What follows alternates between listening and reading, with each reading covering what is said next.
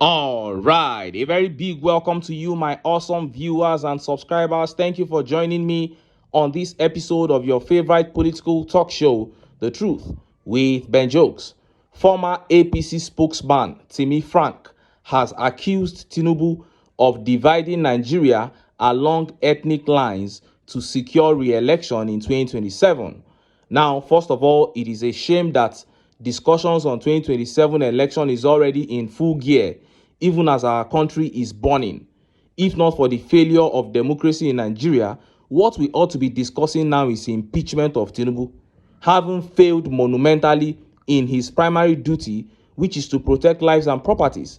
But responding to Timi Frank, I don't think it makes sense to insinuate that Tinubu is dividing Nigeria along ethnic lines ahead of 2027, because the electorates are not children.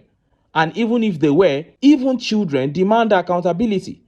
Tinubu has put up the worst performance ever by anyone in Aso Rock. Nigerians are going through the worst period in our history under Tinubu. The normal thing is for Nigerians to unanimously reject him. So if Nigerians allow anything, be it religion or ethnicity, to divide them, they can't turn around and blame anybody for it, not even Tinubu. But to be honest, Tinubu is on a hot seat as we speak. It is easy to look from the outside and just say, oh, he will rig again in 2027. But let me tell you, from the inside, his machineries are getting weaker and weaker by the day. He is winning over southern governors. They are decamping to APC, but he is hated by the southern electorates. And he has been rejected by over 80% of the north. And few hours ago, northern elders, through one of their spokespersons, told Tinubu that he is too old to contest in 2027. And just as Nigerians were yet reacting to that, an update exposing that Tinubu is in panic mode ahead of 2027 began making the rounds. There is a move by Tinubu to literally announce any number of votes and then declare himself winner of the 2027 election. But he doesn't plan to do that directly. He has moved to cancel the most important details of the current electoral laws in order to achieve that. Before I show you details of these top stories and how Nigerians reacted, let me quickly show you this video. This video addresses the recent defection of PDP governors into the APC. See the video. Thank you so much. Truthfully, there is no political party that will be celebrating the departure of a sitting governor. So, truth be told, that is a big one for a sitting governor to leave a political party. But whether that amounts to an earthquake is something else to discuss, because we all know that in the 2023 election, the former governor of Delta State was the running mate to Atiku Abubakar, and he could not deliver his state to the PDP. So sometimes these big men have their role, but their level of control politically and when it comes to elections is something that must be interrogated. As a running mate to Atiku Abubakar, if he could not deliver his state,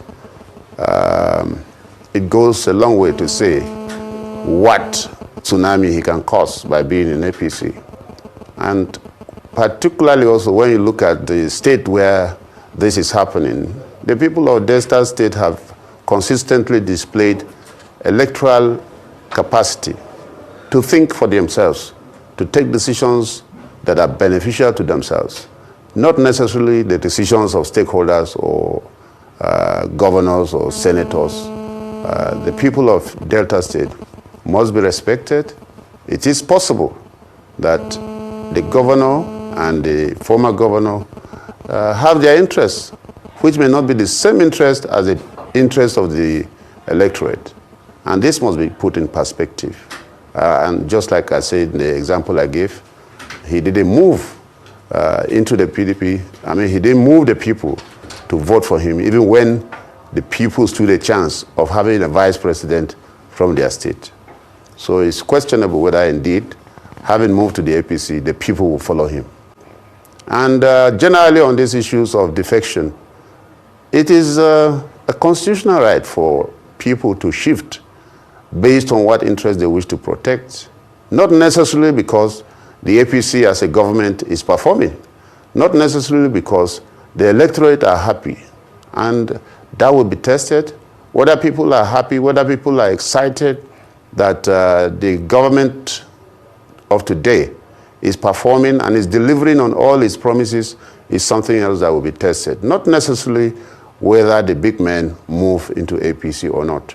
You saw that. Now, we all know that Ifeanyi Okowa and the present governor of Delta State, Sheriff, defected to the APC so that they can steal in peace, because the EFCC is on Okowa's neck for the money he stole while he was in office. They are on Sheriff's neck too, and that was why both of them decamped. They want to be stealing without disturbance from EFCC. So the decamping is not really a big deal, because when it comes to what political value they add to the Tinubu camp, the answer is just rigging. And rigging can be done whether they decamp or not. In 2023, Ifeanyi Okowa himself was Atiku's running mate. He was on a ticket, but Peter Obi won in Delta State simply because the people had made up their minds to vote Peter Obi. So it all depends on how much the people are willing to oppose the APC. If people of Delta State could reject Tinubu when he was not yet in office, how much more now that he has ruled and has earned himself the badge of the worst ever man to occupy Aso Rock. In the coming months, Tinubu may even get Fubara to decamp to the APC or work for him in the 2027 elections. But the fact remains that if Northerners keep rejecting him the way they are rejecting him now, and they queue behind the right southern candidate, because it is the turn of the South, whether we like it or not. If they queue behind Peter Obi, who is the right southern candidate, and as I believe the Southeast and the South-South also queue behind him, Tinubu will be in trouble. But if the people let sentiment get the better of them, then let's get ready to buy a bag of rice for 250,000 naira in 2028. Point blank, period. Now, let us look at the top stories. Northern spokesperson tells Tinubu he is too old for 2027. And next is that plot by Tinubu to get INEC to cancel the most important parts of the current electoral laws in order for them to be able to declare any number of votes they want for him and declare him winner. Let's start by taking that update from the Northern spokesperson. Look at how the papers reported it. 2027, allow younger people to run. Baba Ahmed tells Tinubu. Former presidential advisor Dr. Akim Baba Ahmed has urged Bola Ahmed Tinubu to consider stepping aside for a new generation of Nigerians who can carry the nation forward with fresh energy and ideas in 2027 general elections. In an open letter made available on Wednesday to Daily Trust, Baba Ahmed appealed to Tinubu to shelve any plans of seeking re-election in 2027. Baba Ahmed argued that Tinubu's best option for a dignified political exit will be to voluntarily step aside and allow younger leadership to emerge. Our generation has done its time. It will be a master stroke if you and your party yielded the field to new voices and new leadership. That way, you could catalyze a peaceful historic transformation and inspire a new political culture rooted in merit, unity, and progress, he said. He added that Tinubu should reflect on the legacy he wishes to leave behind and how history will remember him. You hold what your opposition lacks, the power to reduce the harshness of life for the average Nigerian. Use it well. Watch 2027, yes, but don't become consumed by it, he advised. If you win again without reforming your style and strategy, you may spend 4 years preserving failure. If you lose, your legacy could be wiped out in an instant, he warned. He noted what he called discontent across the country's geopolitical zones. The North is drifting from your leadership under the weight of economic hardship, insecurity, and alienation, he said. The East remains politically disengaged, while the South-South is fragmented. The Southwest has been lukewarm, and its privileged position may become a burden. The Northeast is deeply wounded and can no longer be taken for granted. All across the nation, Tinubu has been rejected because of his failure. And Hakim Baba Ahmed is telling him that it is better for him to honorably step aside. But we know that Tinubu is never going to take this kind of counsel. In fact, many people will come out and say Buhari was much older than him and he still ran for second term. So why should you tell Tinubu not to run for second term? But the bottom line here is the rejection of the northern elites. That is the bottom line here. 66% of Tinubu's votes in the last election came from northern Nigeria. 66%. You can go and do your findings. So if that region has rejected you this much, then where are you going to go to? And that explains why Tinubu is trying to, cancel the vital parts of the current electoral laws so that INEC can create what can be best described as a completely fake election, faker than what we had in 2023, and then declare him winner. And how does he plan to do that? He wants INEC to cancel the exclusive use of PVC, that is permanent voters card, and beavers, so that anybody who claims he is 18 can go to the polling unit and vote. By so doing, the number of registered voters and PVCs collected and the figures of all the elections we've had in the last 6 to 8 years in this country will become inconsequential. INEC will then declare outrageous numbers in Tinubu's favor in southern states, then reduce northern numbers and go ahead to declare Tinubu winner.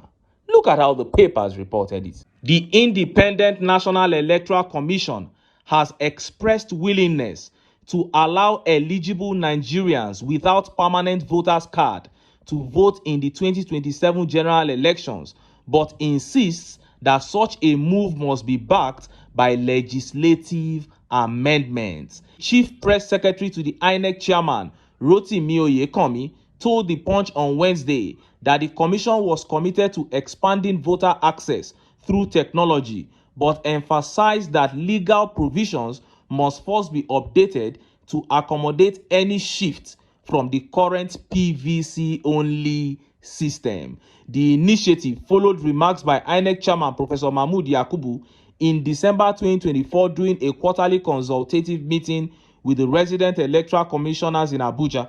Yakubu highlighted the growing role of technology, particularly the bimodal voter accreditation system, in streamlining the electoral process. He noted that while PVCs will remain valid for those who possess them, future elections could allow voters to use slips generated by INEC or downloaded from its official website for accreditation. This shift, he said, would lower costs, ease logistical burdens, and curb the misuse of voter cards. The commission also believes that with the introduction of the bimodal voter accreditation system, the use of the permanent voters card as the sole means of identification for voter accreditation on election day should be reviewed. Those who already have PVCs can still use them to vote, but going forward, computer-generated slips issued to the voter or even downloaded from the commission's website will suffice for voter accreditation. This will not only save cost, it will also eliminate the issue around the collection of PVCs and the diabolical practice of buying up the cards from voters in order to disenfranchise them, Yakubu explained. However, giving an update in an interview with The Punch on Wednesday, Oyekanmi stressed that any change in the voting procedure must be supported by corresponding legal amendments. It is not our stand alone that is important. Equally critical is what the subsisting law says. While the commission is favorably disposed to the recommendation by stakeholders that PVCs alone should not be the only criterion for voting at an election, the law needs to be amended to reflect it, he said. And immediately they take it to the Senate. Godswill Akpabio will just stamp it immediately. Bam. He will not even run it through with the other senators.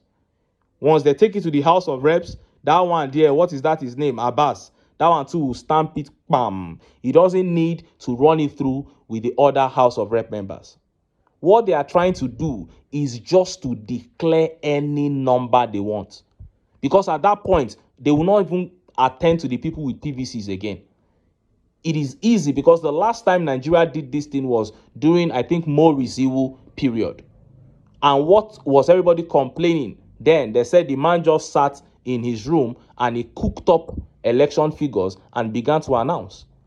And I think Tinubu has looked north, south, east, west. He has seen that the only way to conquer this battle that Northerners are bringing is to go back to that method. And believe me, these people are not going to go back on this method unless the whole country stands up and they say, no, we must use the PVCs and the beavers, and election results must be transmitted from the polling unit to the IREV. This is what I expect the opposition to be doing, instead of all this noise they are just making up and down. Because without congruent electoral reforms, there is no point talking about going into an election. And it baffles me that it is Tinubu that is even making the move on electoral reform even before the opposition.